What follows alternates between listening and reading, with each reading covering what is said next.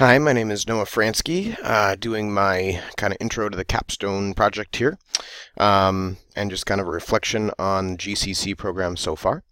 This is the second time I've made this video. I had a submission problem the first time around, so hopefully I can remember everything I said the first time. We'll see what happens. So one thing that I can definitely say has changed me since the inception of this program is that a year ago there's no way I would have chosen to make a video here. I would have definitely chosen to do the paper, but I've really enjoyed in the GCC the fact that we have synchronous sessions and also that we have the chance to have the face-to-face interaction with peers and with instructors. I've done a lot of online classes since I graduated college, and it is nice to have a synchronous component and to be able to make videos and see each other as we talk. So really cool, and I'm glad to be making a video tonight. And wearing sweats and in a blanket. It's pretty nice too. So first off, starting with our own global competence, or my own global competence, what new learnings and insights do I have? So I just wrote down one word here, awareness. Just an awareness of my surroundings and really realizing, being aware that everyone has their own story. We can't box people based on what we know about them. Race, socioeconomic status, color of their skin, ethnicity, that kind of stuff, culture for sure. We have to realize that we have our unique cultures and we embrace them, but we have to allow a person to present themselves to us as they are. And I think that's really kind of at the core of calling yourself globally competent, is realizing that everyone comes from a unique background. How has your thinking on the world changed? So it's definitely become smaller. I've been fortunate to travel a lot, and I know a lot of people in a lot of different parts of the world, but it was really now that I've traveled with this intentional lens and I can see people differently from how I've seen them before. And so it's been a pretty cool experience to be able to travel with that new insight and really being open-minded to experiencing culture and people in a new way.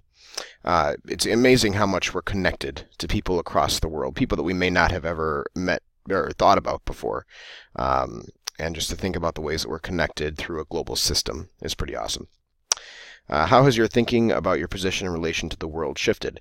So I realize now that I can really have an impact globally with things that I do personally here or through connection with others around the world. I think a lot of people just think that we can only have a small effect on the world, or maybe only a small effect on the people that are around us, but it's really possible, especially with the technology we have today, to really have a major effect on people living all around the world. I don't know if you're a Game of Thrones fan, but there was a time where the fighter from Dorne says, "We live in a big and beautiful world, and most people live and die in only a small corner of it. And I don't want to be most people." That's kind of cool. Just kind of a way that I've been approaching this whole idea of global competency in this whole program has kind of been with that lens, which is kind of cool. So let's talk about fieldwork. What strikes you most from your fieldwork and why? So I was really struck by the generosity and the giving of the people in Africa. It's amazing that people sometimes that have so little can give so much, and just that they're happy. That was something that I had to come to terms with when I was living in South America. It was difficult for me to understand that people can be impoverished. I mean, very, very poor, have nothing, but be very happy. What I realized in my travels and in this program is that everyone wants a purpose. Everyone wants to be loved and cared for. And meeting those basic needs is really what every human being is looking for. And that looks so different for people living in different countries and in different situations, but it's really what everyone wants at their core. So yeah, the generosity and giving of people in Uganda, working with children, just fantastic. I had an excellent experience in Africa where I was going to Mass. I'm Roman Catholic, and I was looking for a Mass. I said, "Oh yeah, there's a Mass," and it started at like 6 a.m. So I had to get up at 5, and I had to pay a boda driver to take me to Mass on his motorbike, and it was the most amazing experience. Just hearing the people sing all the parts of the Mass, and just an outpouring of love and community. I was the only Mzungu there, but it was just so much fun. We had a great time. So working with kids, seeing the kids at that church, and also just being able to see how much joy they had in their lives, especially the kids we worked with at Miss Seze Child Development Center. It was really cool.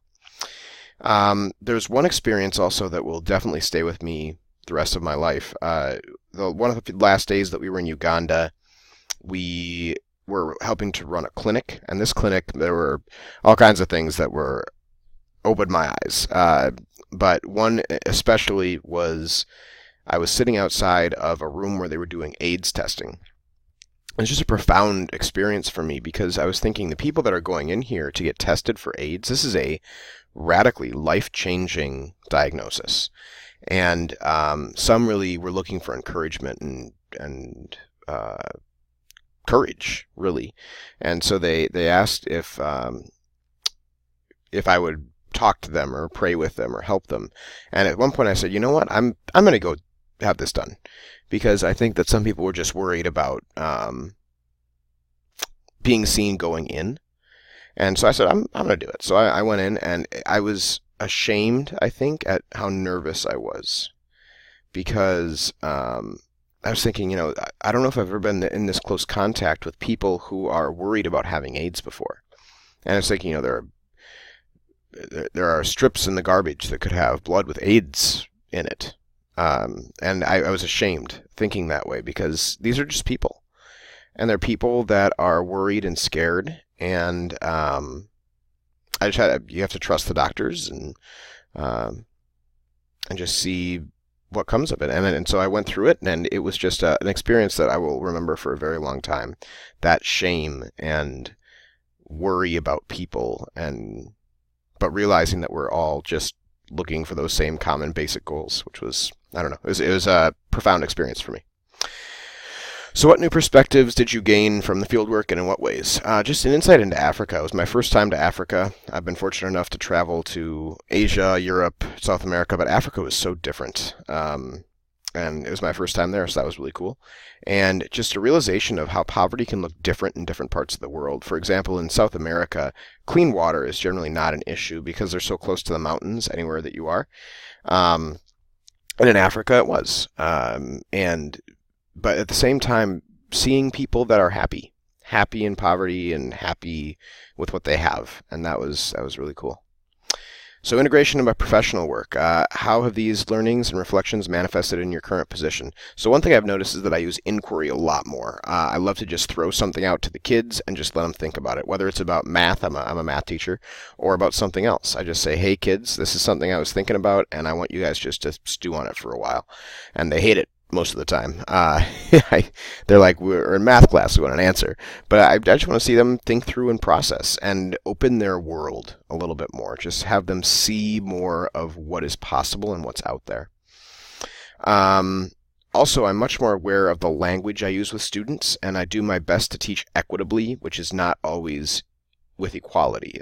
Equity, realizing that some students need more than others. And the language that I use, the reason I say that is because I think that a lot of teachers find it very easy to put students into boxes. And I'm just much more intentional about talking to students as people as they want to be.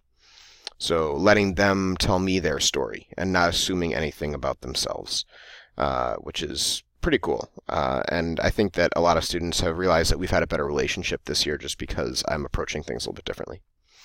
What impact did your fieldwork have on how you approach your work? So I tell students stories about Uganda all the time, and it's usually just stuff to make them realize that there's a bigger world outside of what we have here in Edina.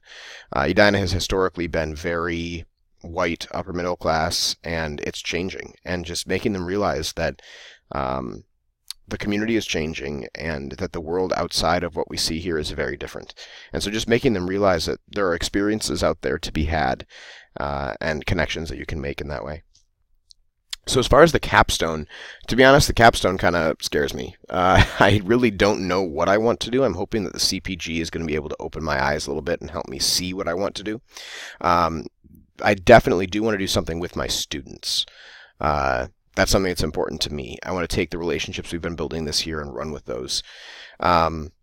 So creating some kind of a meaningful project that I can do with my students that incorporates some of the things from the global competency matrix. Some that jumped out to me were new ways of thinking, just encouraging my students to think outside of the box that education has put them in, especially in our community. Connecting with others. So I have thought about if there's a way that I could connect with my students that I taught in Chile, or maybe with the people in Africa. I think that would be really cool. And then also investigating the world, just once again making them realize that there is more out there than what we see here in Edina. I think that's really important, and I'm hoping that that's something that they're able to connect with. So that's what I've got for my capstone so far. I know it's pretty broad, but that's why I'm hoping that in the CPG we can talk a little bit more and figure it out. So I look forward to seeing everyone tomorrow night. And yeah, I will talk to you all soon. Bye-bye.